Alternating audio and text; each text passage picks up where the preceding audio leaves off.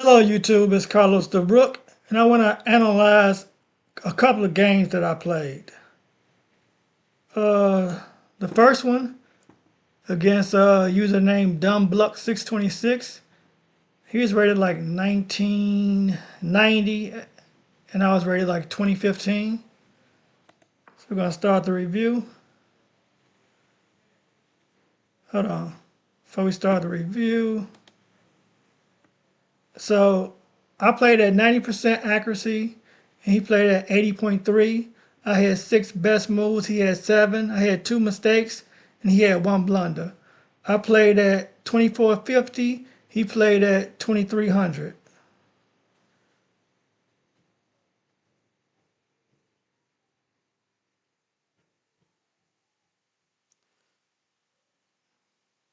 And I'm trying to see if the live is recording.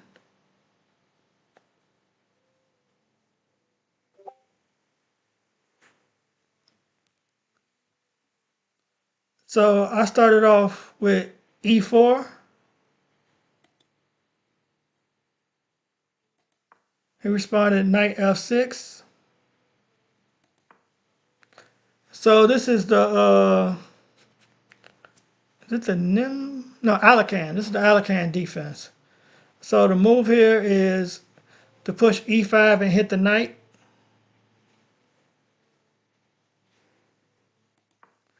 And textbook move, the knight goes to D5. And we harass the knight again with C4.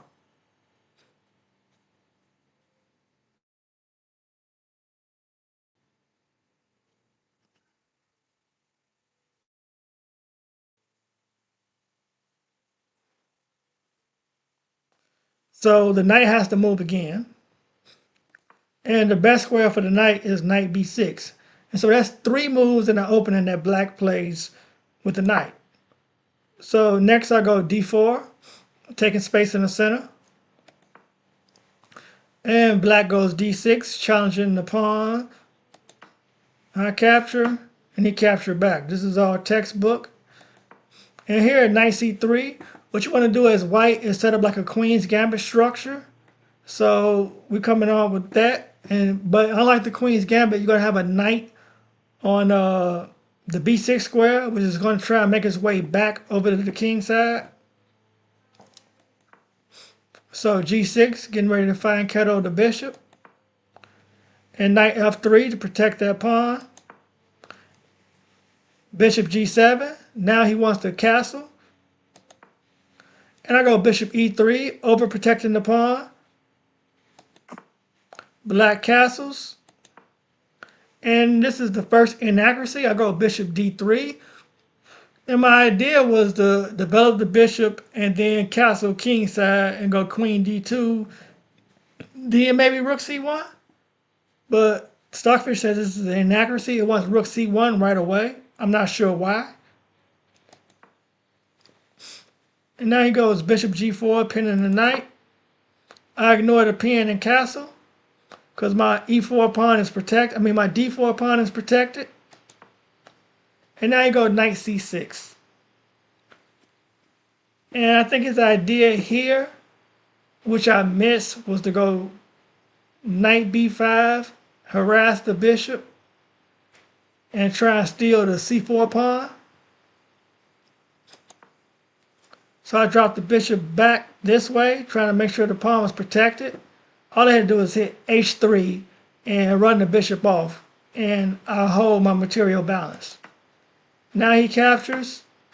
I capture with the bishop, and I lose the pawn.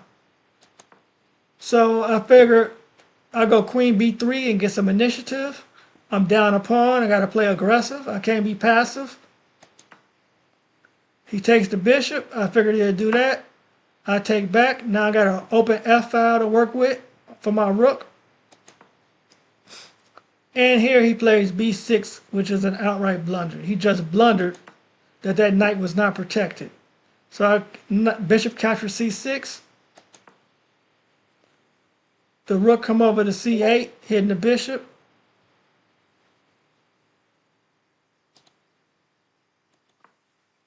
And then I figured I'd just harass the rook, get it on a disadvantageous square.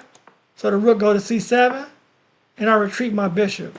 The engine wants me to retreat on a6 and maybe reroute to maybe d3. And that way the rook is not blocked on the f file. He plays e5. I capture. He take back. And now I'll bring a rook to the d file to put some pressure on his queen. Rooks belong on open files. And now he's threatening this e3 check and get a pawn, another pawn. So I move the knight here. So the engine wanted knight to d5 instead of knight to e4. I wanted to hit the queen. It wants me to hit the rook.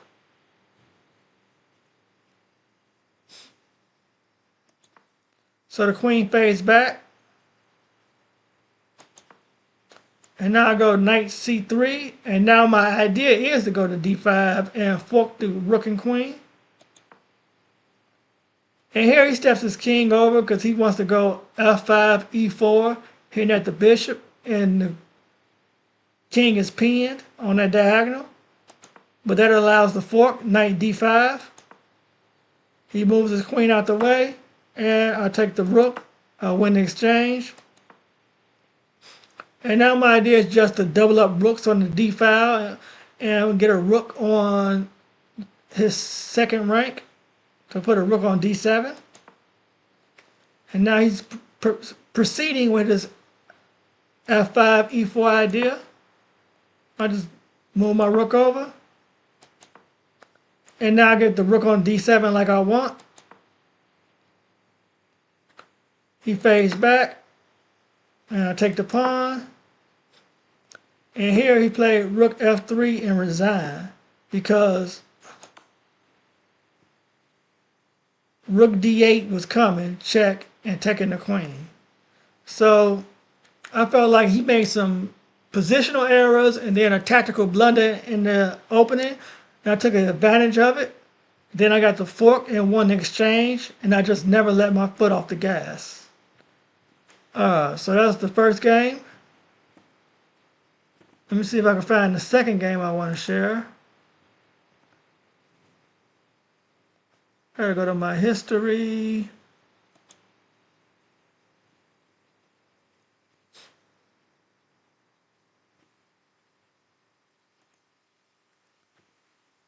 Alright, the second game would be with Check'em and Wreck'em. This is Nick Butts Chess. He's also a YouTube streamer. This is actually the guy that inspired me to start streaming. I watch his stream and I advise everyone to watch it also. He has a lot of instructional material. He goes over puzzles, pattern recognition. He goes over games. And both of us had a goal to reach 2,000 on chess.com. So I reached my goal, and now we're pushing for Nick to reach his goal also.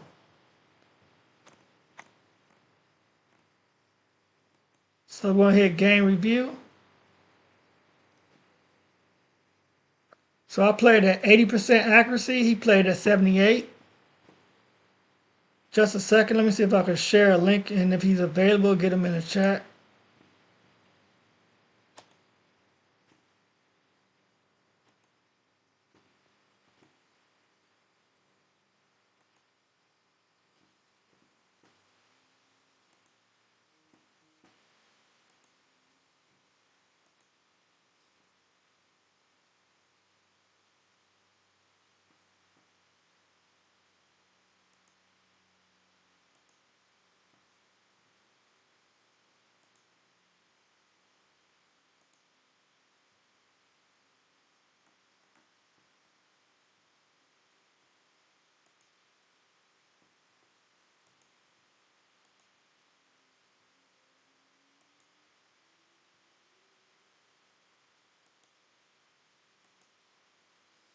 I'm trying to see, how do I share? I'm trying to see, how do I share? I'm trying to see, how do I share? I'm trying to see, how do I share? I'm trying to see, how do I share? Let me try this another way. See if I can message Nick on chess.com and see if I can get to him that way.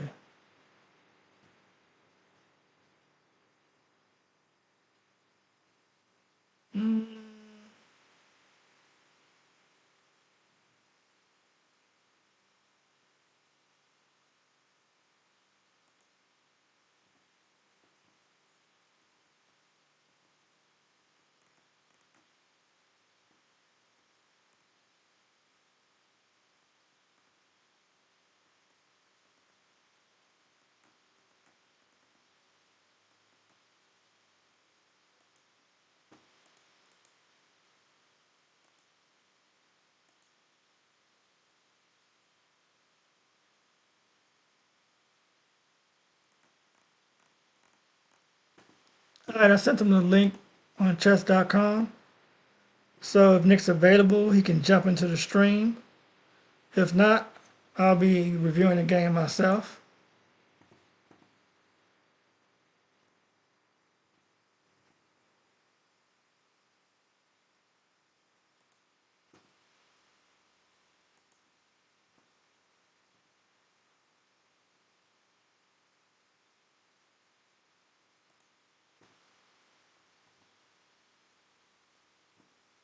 Alright, so I played at 80% accuracy, he played at 78.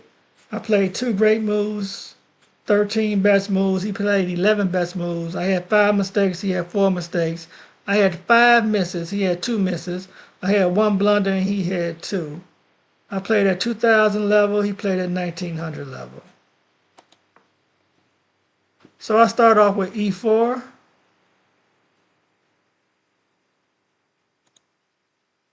Can you see it? Yes, e4. He respond d6 to Pierce. This happened to be one of the rare openings that I do not have opening prep for, so I just freestyle it. I go d4, taking the center. And he responds with knight f6. So I go bishop d3, protecting the e4 pawn, which is threatened. And he had e5, going at my center. So I push past. The engine wanted c3, but I like this structure better. And now you go bishop e7, developing. His idea is to castle quick and develop some pieces. And here I pause because I was unsure what I wanted to do. My first idea was to go c4, get the big white center, and set up like a King's Indian structure where you have g6, bishop g7, castle, and white is playing c4, either knight f3 or knight knight f3 to bishop e3, and you want to play on the queen side. White wants to play on the queen side, and black plays on the king side. So this is not the King's Indian defense. So I wasn't sure if that was a good plan or not. And the other plan I wanted to try and implement was a sort of Yugoslavic attack, like in the Sicilian defense, bishop e3, queen d2, f3, g4, h4, h5, and start a pawn storm since I know he's castling king side, and I can castle opposite and play a sharp game. In the end, I decided to go with the sharper game, even though thematically and positionally, I feel like c4 would have been the best move here. And yes, the engine is saying c4, so that's why I play f3. Because I want to go bishop e3, and I don't want that knight to come and harass my bishop and force me to move it again. And he goes c6, attacking the pawn structure. So because I want to cross castle, I just go knight c3 so I can take back with the knight. And he castles, and I proceed with my bishop e3 idea. And now he knows I want to cross castle, so he's pushing his pawn on the queen side, gaining some space. Also, he's trying to tell me castle king side because it's going to be safer. I go ahead with queen d2, and he pushed the pawn further. And now I push my a pawn up, just stopping that pawn from coming any further. And now he developed his knight.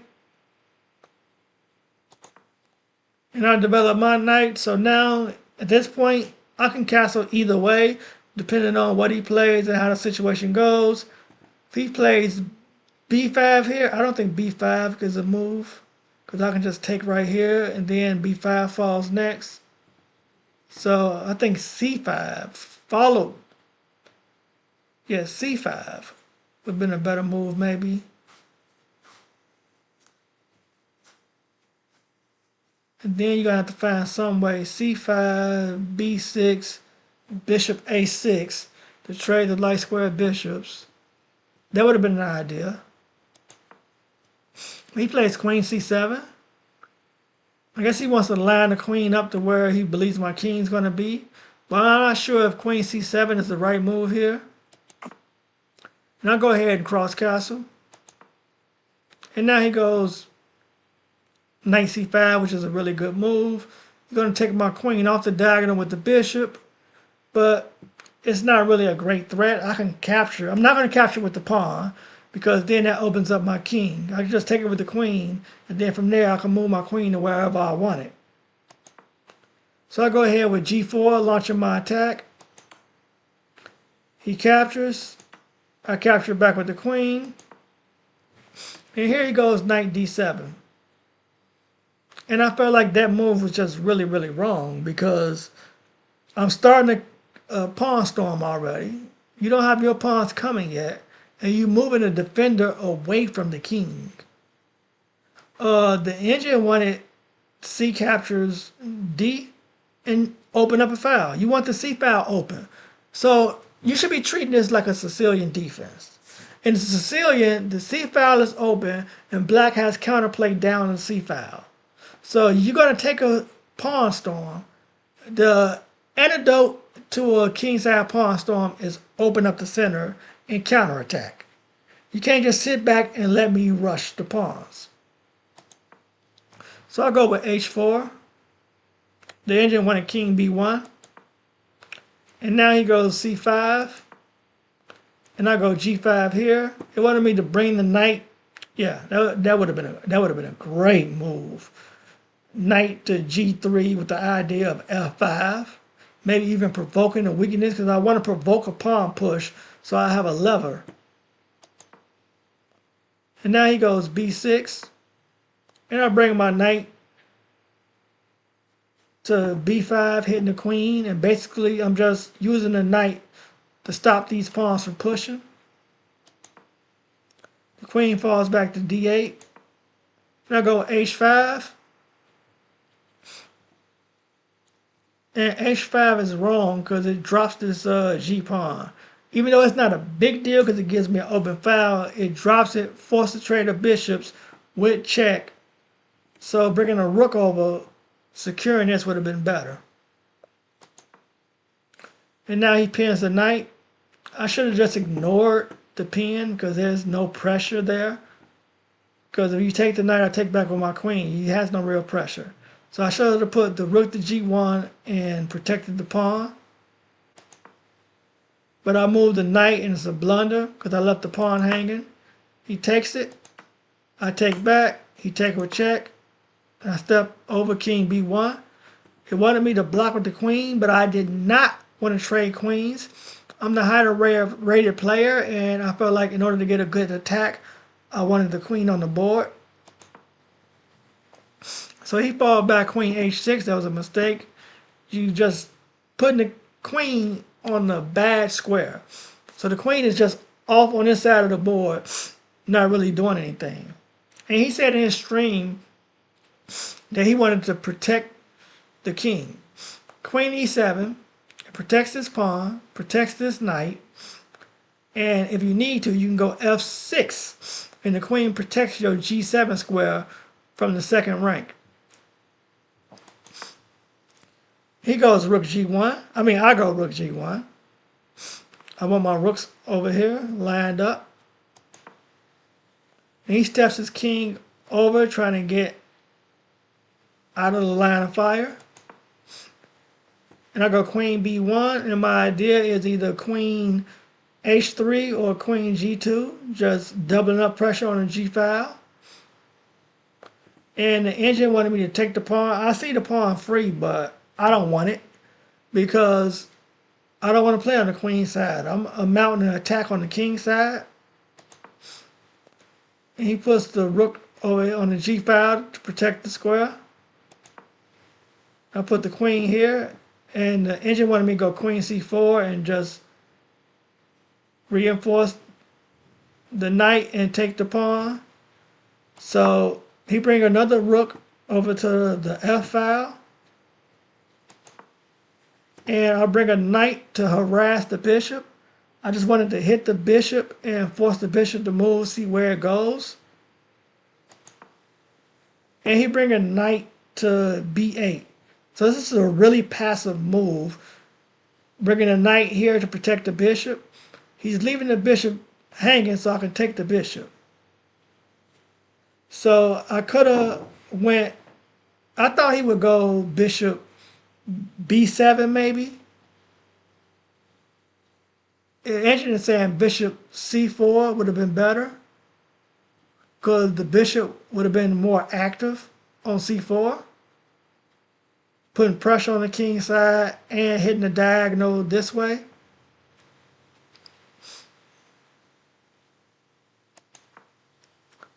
So I'll reroute the knight.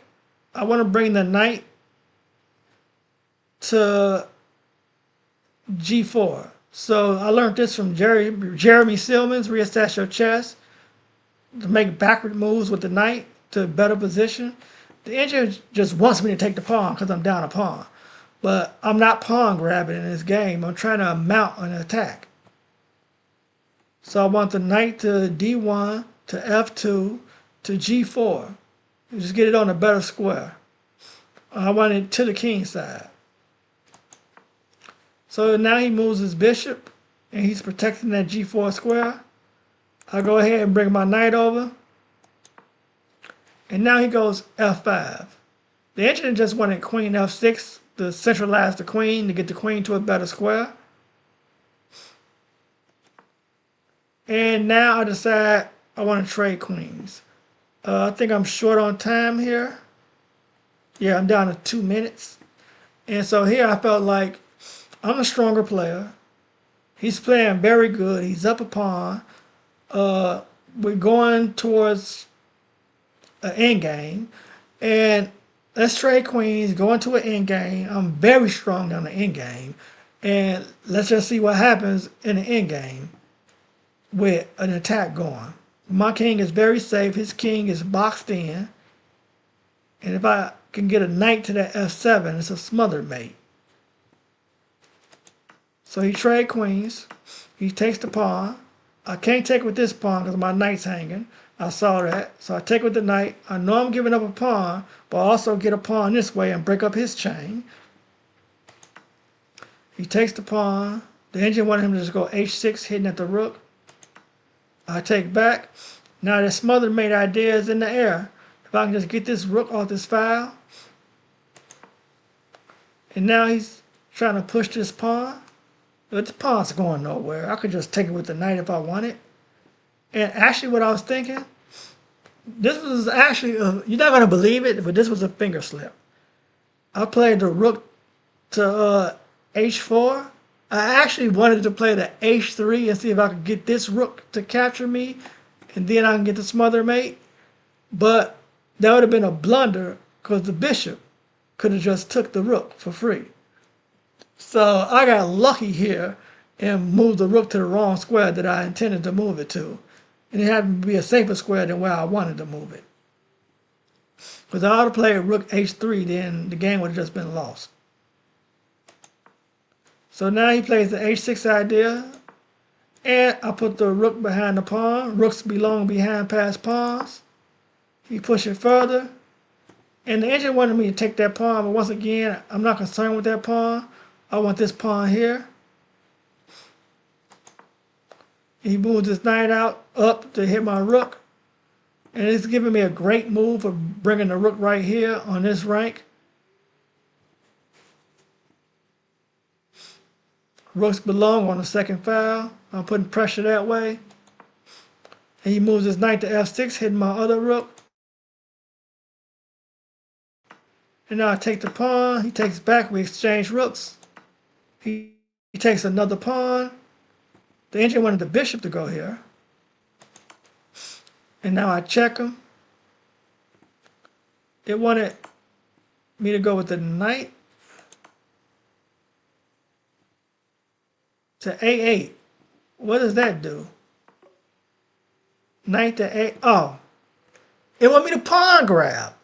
The engine wants me to pawn grab. Knight A8 and then the pawn on A4. The engine just absolutely wants this pawn on A4. The engine wants me to pawn grab. Like, take the pawn on B6 and then A4. Any other time I pawn grab is wrong, but now the engine wants to pawn grab. This is crazy.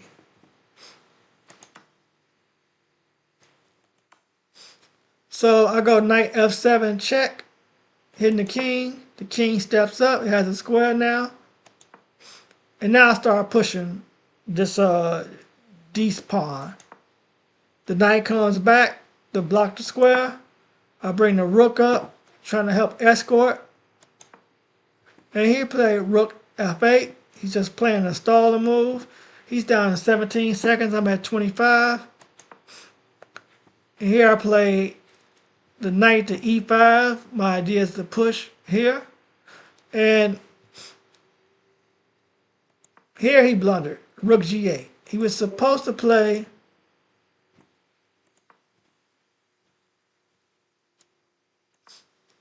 Rook D8 and stop the pawn from pushing.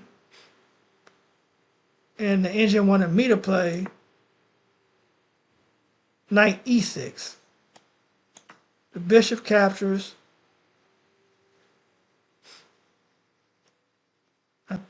Rook captures. And then Knight E6. Knight D7.